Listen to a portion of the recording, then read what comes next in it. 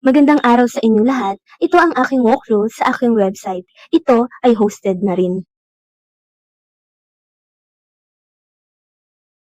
Kapag nasa website ka na, kailangan mong i-click ang multimedia na nakalagay sa header. At kapag nasa page ka na ng multimedia, makikita mo na may nakasulat sa blackboard na balik-aral. Kailangan mong i-click yan para mapunta ka sa aking multimedia production. Pero kailangan mong tapusin ang video, pero kung ayaw mo nang tapusin yung video, kailangan mong i-click ang stop na nasa itaas.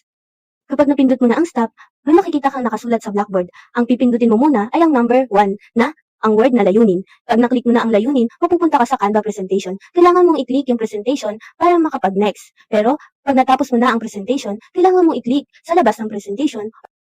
At next naman, pindutin mo ang word na talakayan at makikita mo ang sidebar. At sa sidebar, i-click mo ang alamin. Kapag nasa alamin ka na, at kung ayaw mong magbasa, pindutin mo ang audio button. Pero kailangan mong tapusin ang audio. Kapag tapos mo na ang audio, i-click mo naman ang word na silid-aralan. Mapupunta ka naman sa aking video clip. Kapag tapos ka na, pindutin mo naman ang sidebar, ang word na hamon.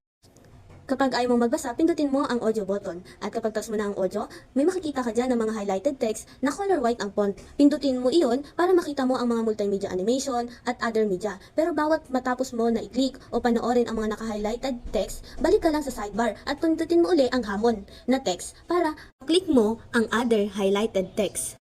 Next naman, i-click mo sa sidebar ang kurso at makikita mo. Next naman, punta ka sa sidebar at pindutin mo ang batas na Word. At may makikita ka dyan na PDF. Pwede mo itong i-download. At may makikita ka din dyan ng mga naka-highlighted text at pindutin mo ito para makita mo ang animation clip. Next naman, i-click mo sa sidebar ang kurso at makikita mo ang mga image na kapag hinaber mo ang mouse sa mga picture, may makikita kang text o explanation.